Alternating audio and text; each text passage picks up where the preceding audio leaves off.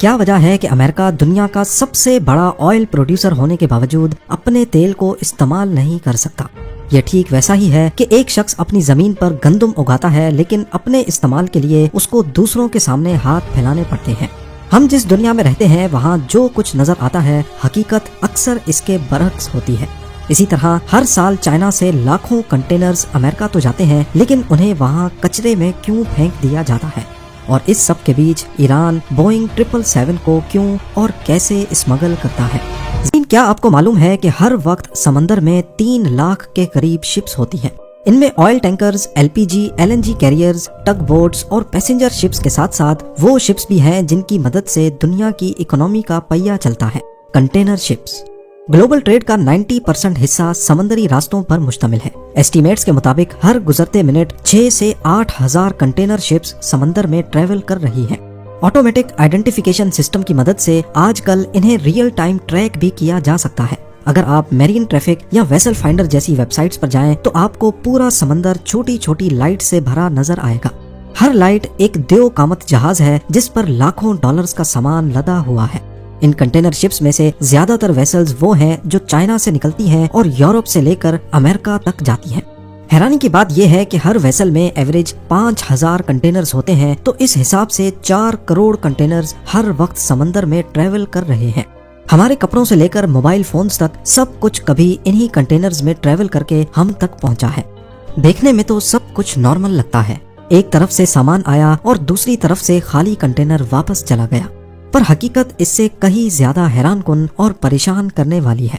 ہماری دنیا کی ٹریڈ کا بیلنس بالکل بگڑا ہوا ہے۔ چائنا دنیا کو اتنا مال بیچتا ہے کہ اس کے پاس سے بھرے ہوئے کنٹینرز کا سیلاب نکلتا ہے۔ صرف 2023 کی بات کی جائے تو چائنا کا ٹریڈ سرپلس $823 بلین سے بھی زیادہ تھا، یعنی اسی سال چائنا نے $3380 بلین کا سامان ایکسپورٹ کیا اور $2557 بلین کے گڈز امپورٹ کیے، تبھی پیچھے بچے $823 بلین۔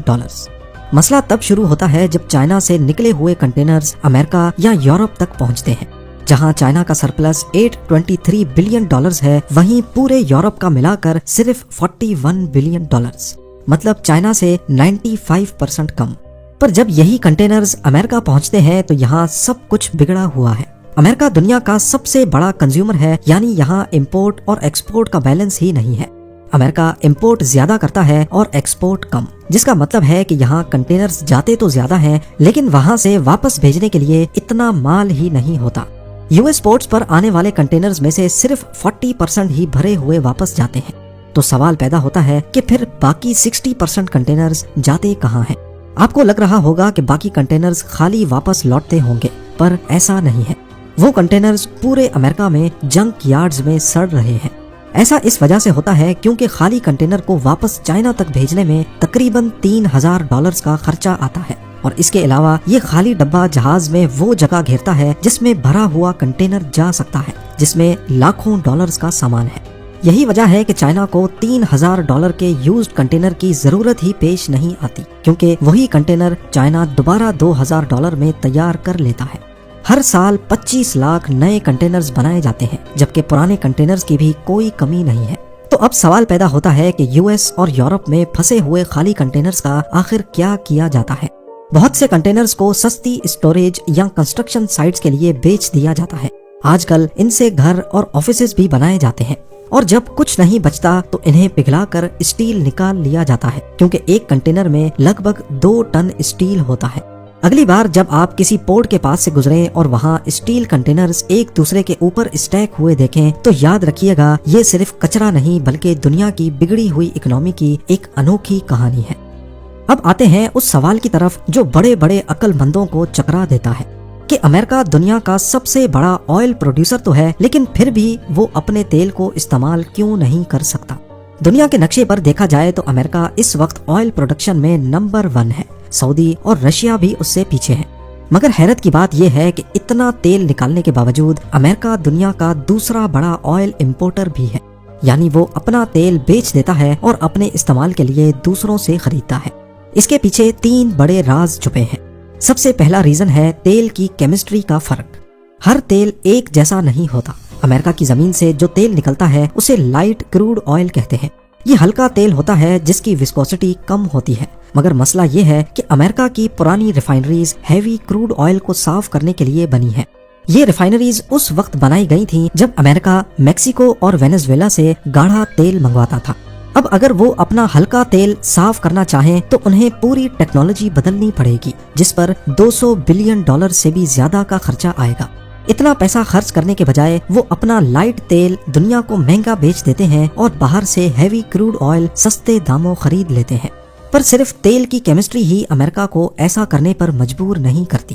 دوسری وجہ ہے لاجسٹکس کا بحران۔ امریکہ میں تیل نکلتا کہیں اور ہے جبکہ ریفائنریز بہت دور ہیں۔ مثال کے طور پر ٹیکساس میں تیل کا پورا سمندر ہے، لیکن وہاں سے نیو یارک یا ایسٹ کوسٹ تک تیل پہنچانے کے لیے پائپ لائنز ہی نہیں ہے۔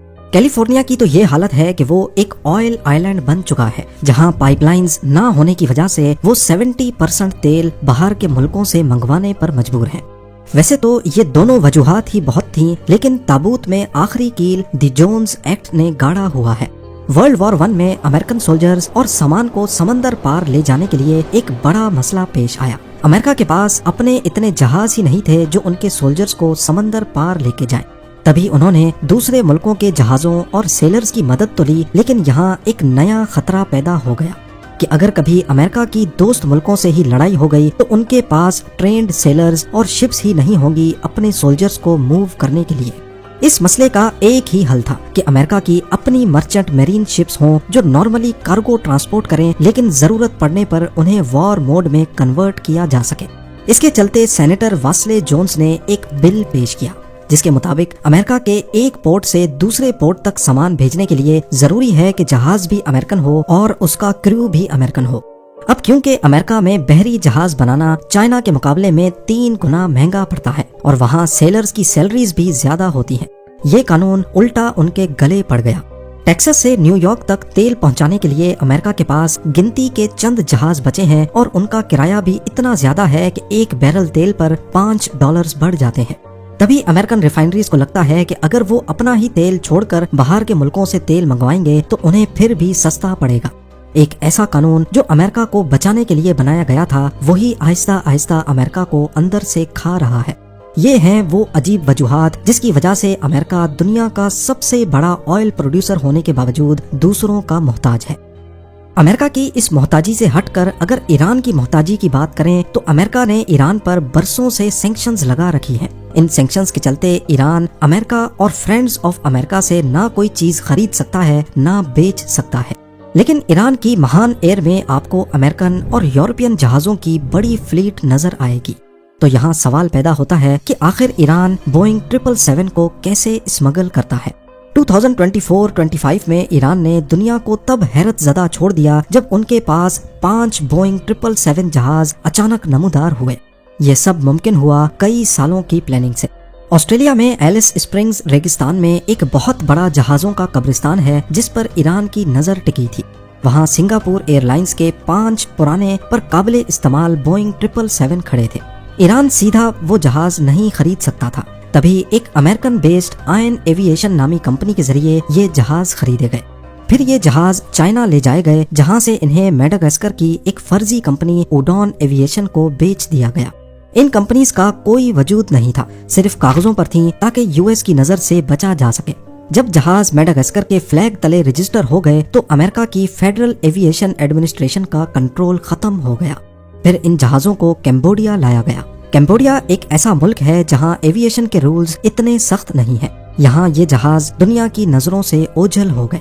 جولائی 2025 میں ان جہازوں نے کمبوڈیا سے کینیا جانے کے لیے فلائٹ پلان فائل کیا۔ دکھایا گیا کہ یہ کینیا میں مینٹیننس کے لیے جا رہے ہیں، لیکن جیسے ہی وہ افغانستان کی ایئر اسپیس میں پہنچے جہاں طالبان کی مانیٹرنگ کافی کمزور ہے، انہوں نے اپنے ٹرانسپونڈرز بند کر دیے۔ ریڈار سے غائب ہونے کے بعد یہ جہاز کینیا جانے کے بجائے راستہ بدل کر ایران کے مختلف شہروں چاہ بہار، زاہدان اور مشہد میں لینڈ کر گئے۔ جب تک دنیا کو سمجھ آتی یہ 5 بوئنگ 777 ایران کی مہان ایئر کی فلیٹ کا حصہ بن چکے تھے۔ امریکہ اب کچھ کر بھی نہیں سکتا کیونکہ بیچنے اور خریدنے والی ساری امریکن کمپنیز فرضی ناموں پر رجسٹرڈ تھیں۔ آج مہان ایئر کے پاس 50 سے 60 ایکٹیو فلیٹ موجود ہے، جس میں زیادہ تر ایئر بس ہیں، جبکہ 7 امریکن کمپنی بوئنگ کے بھی جہاز ہیں۔ یہ جہاز دوسری کنٹریز میں لینڈ بھی کرتے ہیں اور ان کی ایئر اسپیس بھی استعمال کرتے ہیں، پر امریکہ کچھ نہیں کر سکتا کیونکہ شکاگو کنونشن لا کے مطابق جب تک کوئی ملک کسی دوسرے کے ساتھ جنگ کی حالت میں نہ ہو وہ سویلین جہازوں کو اپنی ایئر اسپیس استعمال کرنے سے روک نہیں سکتا اور نہ ہی لینڈ کرنے سے روک سکتا ہے۔ پر سینکشنز کی وجہ سے مہان ایئر کی فلائٹس کو کافی ملک ریفیولنگ کی اجازت نہیں دیتے۔